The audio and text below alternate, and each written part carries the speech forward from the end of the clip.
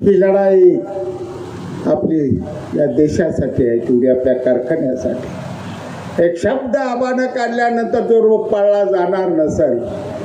आणि नुसता आबाच्या कडेने आबा आबा आबान उचल आहे गान कवा हॅन लगीन पुरीचा एवढा धंदा करणारा असाल, आबा कवाच मोठा होत नसतो.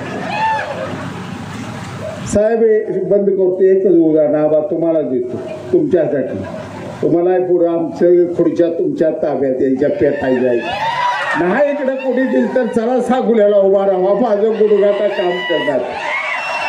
लग्नात भाषा मागं कोण उभा असतं, मोठ्यानं बोलायचं आहे का नाही. मावा अरे कुणी काय दिलं नाही, सांगूल्यात नाव निवडून आणलं बापाच्या आवडा जरा नाव लावत निवांत राहा तुम्ही. आता काळजी करू नका. तुमच्या सगळ्या इच्छा आकांक्षा जो माणूस या राज्यात पूर्ण कोणाची ताकद आणि शक्ती आहे तुमच्या शेजारीच आहे. आमचं काय, आम्ही काय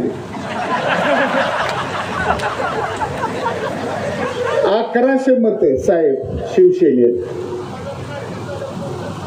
4ला 1300, 9ला 1100, 14ला तुम्ही आम्हाला राजमार्ग दिला. साहेबांनी सांगितलं तिकीट भाजपचं जुळत नाही, शिवसेनेत जावा.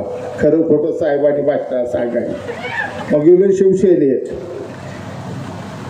महाराष्ट्र राजकारणात ज्याला भीष्माचार्य म्हणून ओळखलं जातं ते आमचे भाई स्वर्गीय भाई गणपतरावजी देशमुख साहेब. त्यांनी पहिला फोन झपके सरला केला. काय बापूला मी हुशार समजत होतो, पक्ष चुकला म्हणला जातो. बर घरी आलो, सुभाष नाना धाकट्या बावडे शिव्या द्यायला सुरुवात केली. मग नाना कसा होता माझ्यापेक्षा तुम्हाला चांगला माहिती. मी आपला बसताना नानापासून 4 फूट लांब बसू, ह्याचा दणका पडला पडतो मनकुटून मोडायचं आपलं लांब बसू.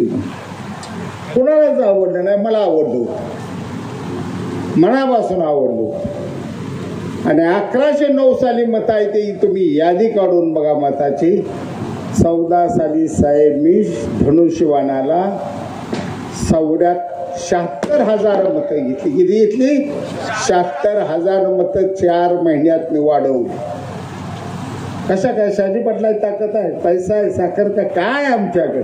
पिठाची गिरी नेलायला का त्यांचं बिगडा बिगडे बघितलं मन भरतं आईला बरं झालं आपल्या भानगडीत आपण नाही.